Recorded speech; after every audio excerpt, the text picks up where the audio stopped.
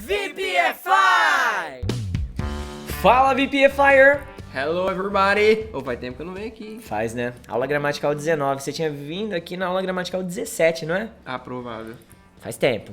Naquela longínqua data de 2005, talvez? Sim, por aí. Mas estamos juntos, eu e Juan e eu aqui, são nós quatro mesmo. E hoje a gente tá aqui pra ensinar o que pra essa galera, cara?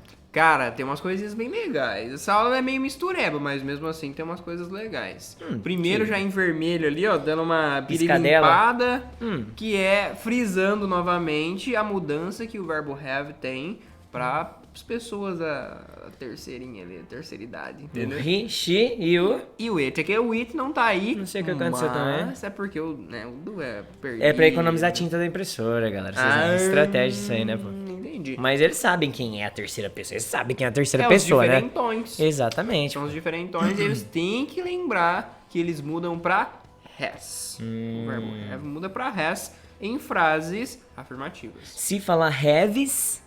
Aí é o mussum. É?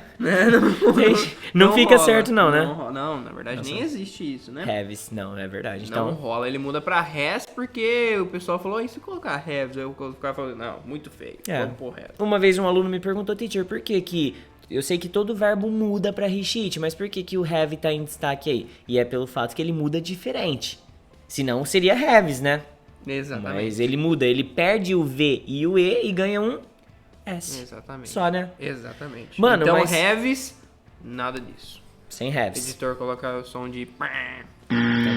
No caso do editor, só pra deixar oficial aqui, agora quem edita o inglês do zero é o Juan. Juanzinho, mas eu trouxe você aqui principalmente pra falar sobre frases interrogativas pra terceira pessoa, cara.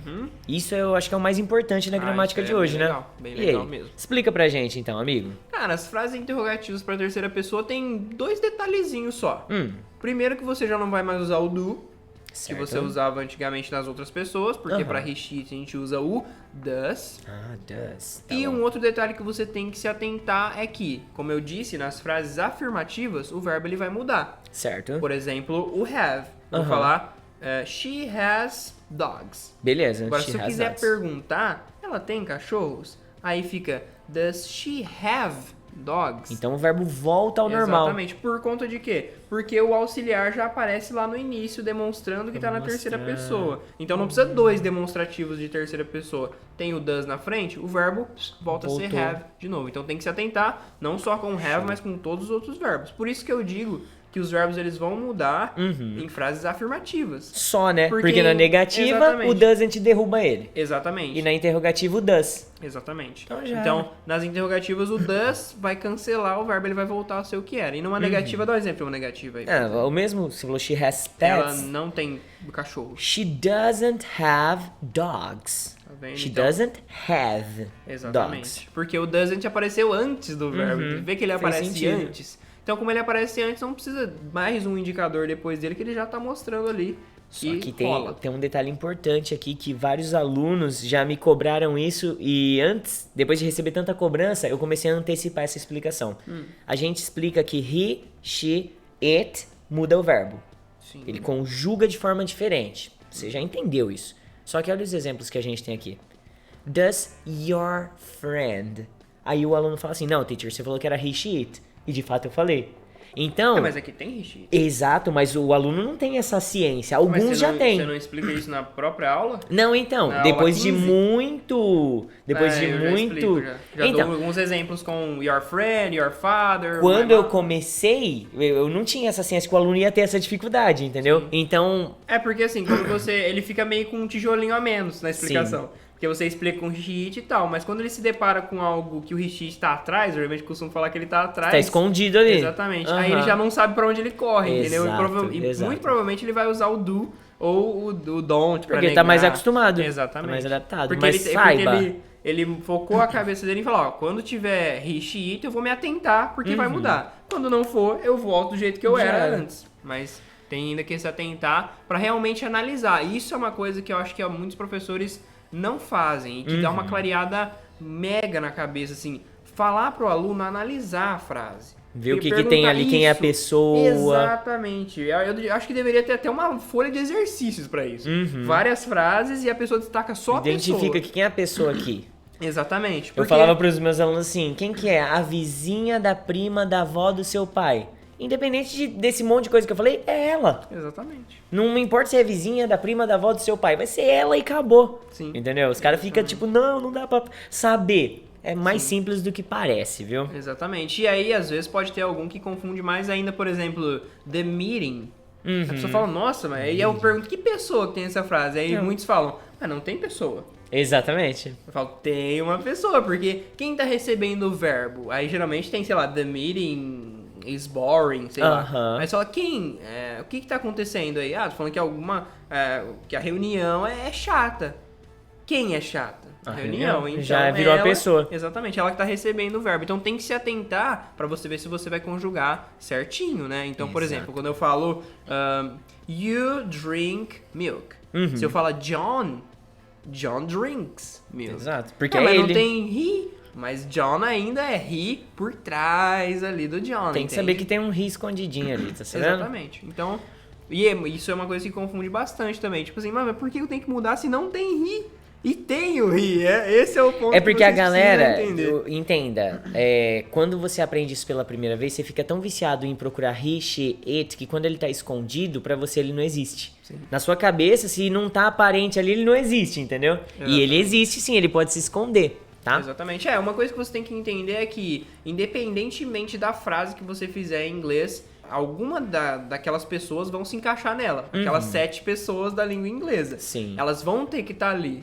Né? Não evidentemente algumas vezes, mas elas estão ali. E você tem que analisar qual é qual para você decidir auxiliar, qual usar, como conjugar o verbo, coisas importantíssimas que deixam a sua frase errada se você não tiver essa ciência, essa noçãozinha e que pode, assim, te frustrar demais, porque você vai começar a não entender, né? Você acha que é difícil por causa que, tipo, você não conseguiu entender a explicação perfeitamente. Exatamente. E aí você cria um monstro que não existe mesmo. Exatamente. Aí muitos professores, em vez deles irem pro lado de explicar essa análise... Facilitar isso aí, né? Eles, na verdade, só dão a resposta. Então, por exemplo, quando um aluno fala do your friend like soccer? Fala, não, nesse caso é does. Ele só vai falando, nesse caso é isso, nesse caso é aquilo, mas o aluno ele não vai entendendo o caso. Não. Que caso que é esse? Quando o cara faz esse erro na minha aula, eu já paro na hora e falo assim, vamos analisar a frase. Porque você mostrou pro cara como achar o erro, é certeza que ele não vai errar isso de novo. Exatamente. Tá? Exatamente. Então, VPFire, olha só. Já estamos aqui por alguns minutos falando, mas acredito que a teoria já tá toda aqui, né? Por isso que... eu vou agora, Juan, sabe fazer o quê? O que você vai fazer? Gravar os desafios disso daqui. Boa, mas e a parte ali do... Não, aquilo ali é... How are you? I'm fine, thanks. A gente já falou já antes disso daqui na repetição. Mas, inclusive, que aula que é essa? É a 19. Exatamente. Esse aí, Teacher Du, pode parecer uma coisa...